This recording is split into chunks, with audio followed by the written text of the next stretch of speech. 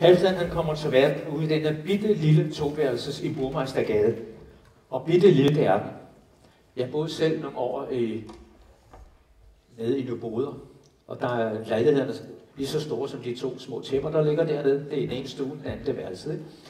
Og den var ikke meget større derude, men 6 unger.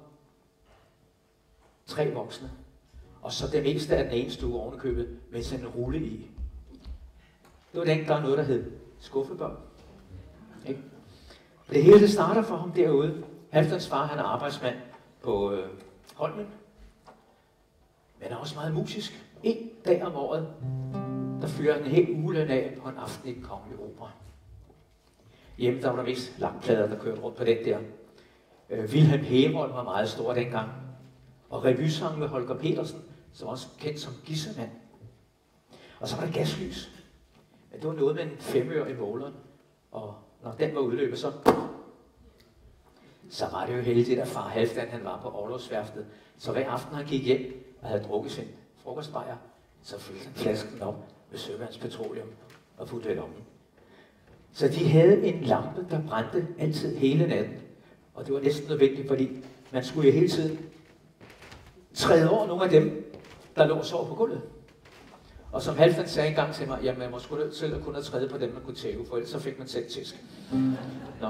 Men mens de andre de falder i søvn, far på sengen, de mindste i kommodeskufferne, resten på gulvet, så sidder mor og lapper tøj. Og apropos seng, lige før Halvdan flytter hjemmefra som 14-årig, der får han for første gang sin egen seng. 3 spisestuestole, der bliver rykket sammen.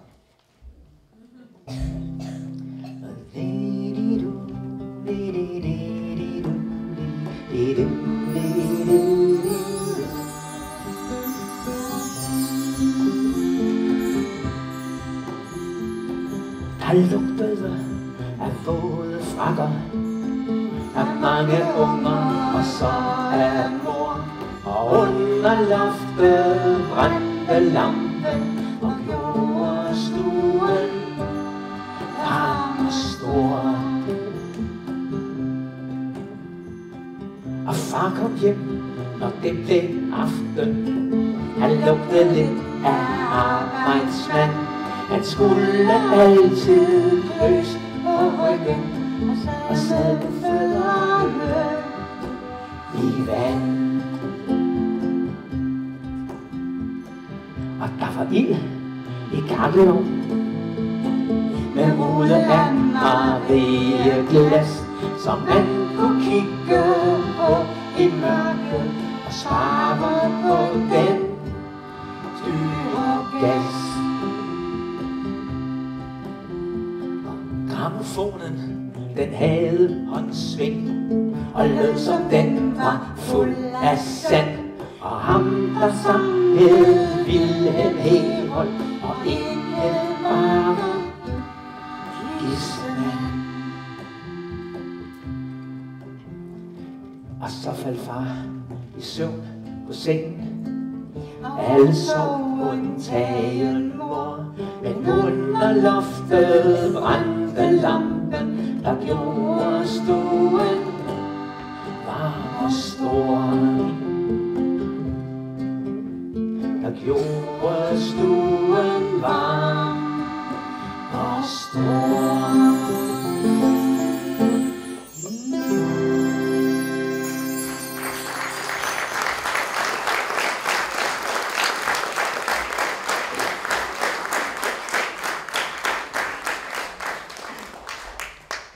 Nu er det sjovt, når man skriver sådan nogle sange, gå ud og spille dem.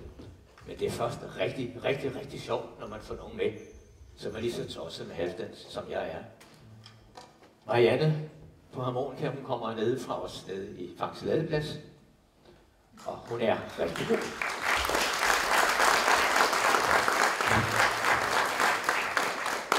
Lige før jeg klistrede til stolen. Jesper var med på vores CD på Vinterdægtet, og han kommer nogle gange med et 7 meter stort tromsæt. Men til her, der trommer han ikke, der musicerer han. Og Gud nåede trøste, hvis I siger, at han er trommeslager. Han er percussionist. Og ikke mindst en perfektionistiske.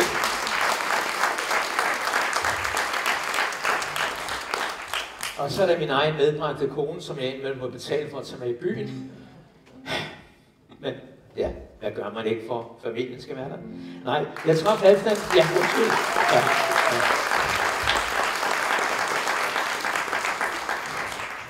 Ja, og så er der altså Eddie i midten, men ham har I opdaget, ikke? Ja.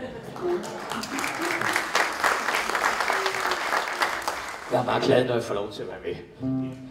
Jeg traf Halfdan i 62 gennem kampagnen mod atomvåben. En fyr, der hed Karl Scharnberg, havde introduceret mig der. Og allerede dengang var jeg vild med hans digte. Så spørger jeg mig en gang der, hvordan finder du på alle de der pusserløjelige linjer, som bliver til digte? Så han, ja, nogle af dem finder man jo bare på. Og nogle af dem finder man på vejen, når man går tur nede ved stranden. Okay. Jeg boede i Nyhavn i 25 år, og en aften i 60'erne, der hørte jeg Axel Brühl sidde og spille et digt af Halfdan, han lige har sat i musik. Digtet hedder Sørme. Jeg fandt en sang på vejen. Og det er som Halfdans opskrift på, hvordan man laver sit digt, er det, man finder på vejen. Og vi synger de sidste 4 linjer af hver vers 2 gange. Ikke fordi vi tror, I er langsomt på opfatningen, det passer bare til arrangementet. Så når I har fanget det første gang, så må I gerne løbe med anden gang.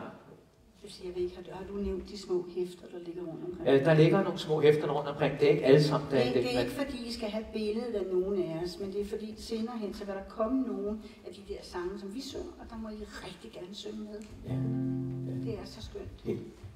Men jeg tror nok, at de siger det til jer. Jeg siger ellers ikke så meget. Ja.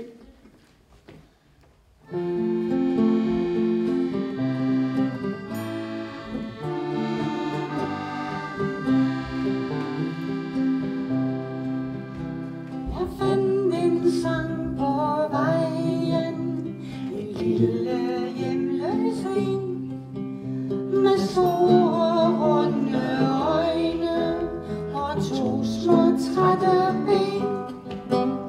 Den sad og var bedrøvet og græd sig helt i to, for ingen havde prøvet at synge den endnu. Så må jeg gerne være med, der sad. Den sad og var bedrøvet og græd sig helt i to, for ingen havde prøvet at synge den endnu.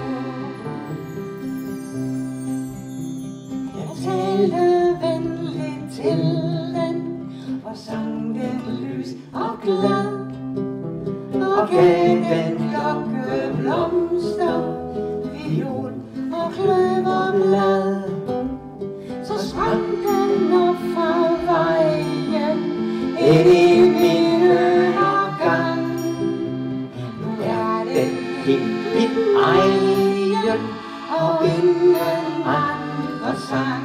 Så sprang den op fra vejen. Så sprang den op fra vejen. Ind i øregang. Ind i min øregang. Nu er den helt min egen. Nu er den helt min egen, og ingen andre sang.